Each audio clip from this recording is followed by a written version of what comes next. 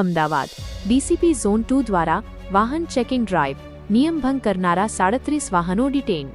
અમદાવાદ શહેરના DCP zone 2 હેઠળના વિસ્તારોમાં ટ્રાફિક નિયમોનું કડક પાલન કરાવવા માટે પોલીસ દ્વારા ખાસ વાહન ચેકિંગ ડ્રાઇવ હાથ ધરવામાં આવી હતી। આ ડ્રાઇવ દરમિયાન પોલીસે કુલ 964 વાહનોની ચકાસણી કરી હતી।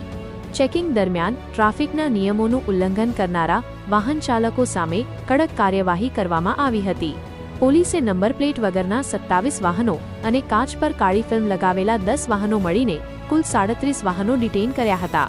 આ ઉપરાંત આ નિયમભંગ બદલ વાહન ચાલકો પાસેથી કુલ 64,600 રૂપિયાનો દંડ પણ વસૂલવામાં આવ્યો હતો। પોલીસ અધિકારીઓએ જણાવ્યું હતું કે આ પ્રકારની ડ્રાઇવ ભવિષ્યમાં પણ ચાલુ રહેશે, જેથી શહેરમાં ટ્રાફિકના નિયમોનું યોગ્ય રીતે પાલન થઈ શકે અને અકસ્માતો ઘટાડી શકાય।